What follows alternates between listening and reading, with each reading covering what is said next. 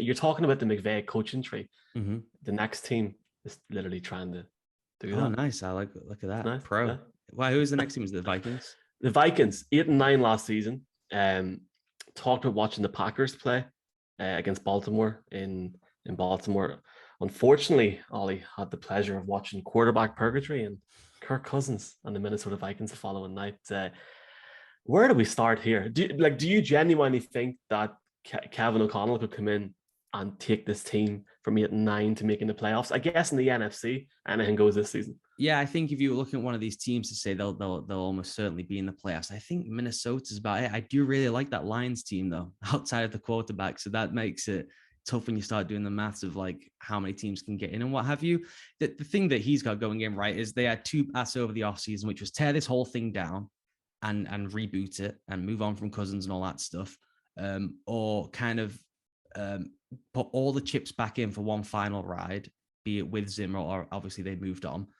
But they've kind of straddled this middle line, which is they put all the resources into kind of reworking the defense. It was so old and creaky at the end of the Zimmer stuff. It was really mundane, which is so unlike Zimmer at the end of what he was doing. And they just went and got as many athletes as possible on defense, young, fresh faces who can zoom around and hit really hard. That's basically the profile of guy they went and got in the offseason. And then they bring in O'Connell, who's part of this Rams staff, who it's still really unsure what his exact job was with the Rams. Apparently, he designed and called third down, which is interesting because it would be unusual for someone of McVay's control freak nature to give up the money down. That would be unorthodox, but maybe he did. I don't know. Wasn't in the meeting rooms. If he is it here, right, to squeeze out 5% extra out of what is probably the most stacked skill position room in the NFC. I mean, we can quibble between them and the Rams, but it does not get better than Jefferson, Thielen, Osborne, Cook, if he's available. And then Cousins was really good last year. The thing with Cousins is every time that he plays on national TV, he shits the bed and it sours the milk on every other game. It's like he must be, he's still Kirk Cousins. It's like, no, every other week was unbelievable last year. I mean, those guys are wide open, so it makes life easy, but when he plays on national TV, he's terrible. So I don't know that they have a massive boom or bust thing for me because I don't know what O'Connell's going to run. That's a real big open question. Does he run the early year McVay stuff? Does he run what they ran last year in Indy when he was more involved, which was very specific to those guys they had on that roster? So we can't really do that. He's got a great tight end and fullback in Minnesota, so you probably want to run more of that stuff. There's so many question marks, but you can see a path where you answer all those things right, where O'Connell gets a little bit of extra percentage points out. The defense has all these new young faces and some veterans who can kind of make the whole thing fit together. And they have a great run and they get back into the playoffs. I think that's the one I can see the easiest of all these teams. Kevin O'Connell, Wes Phillips coming from the Rams over to the Vikings.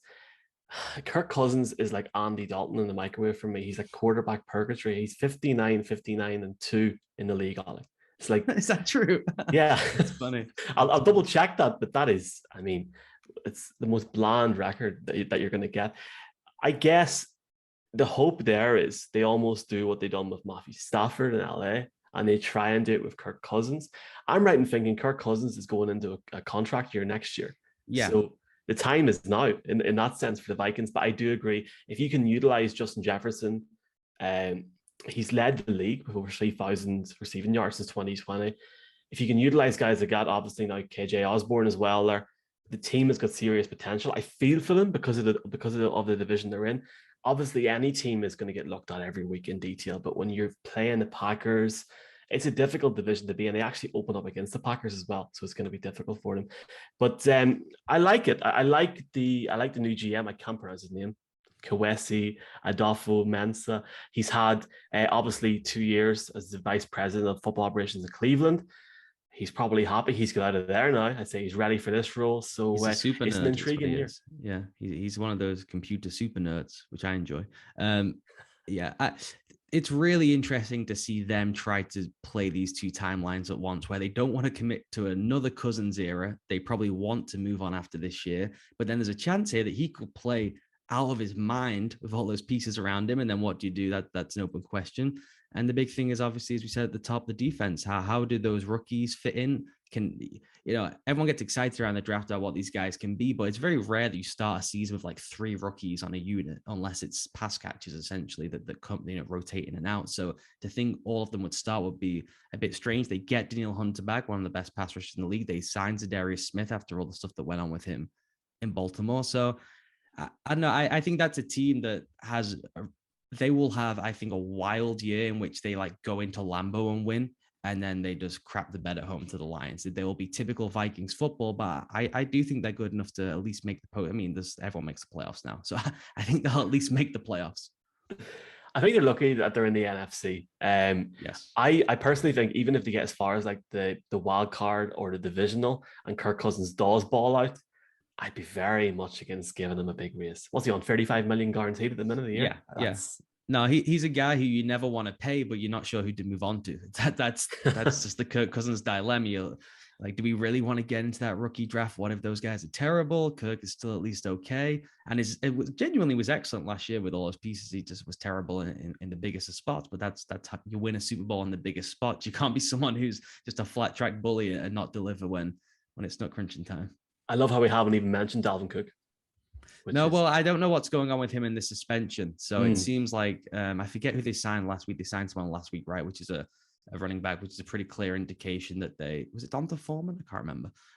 It's a pretty clear indication they expect some kind of suspension, whether it's half a season, a full season. I don't know. It'll be a precedent with Deshaun Watson. I don't know what's going to happen there. So it's a tough one to even get into because you just have no idea who's going to be on the field.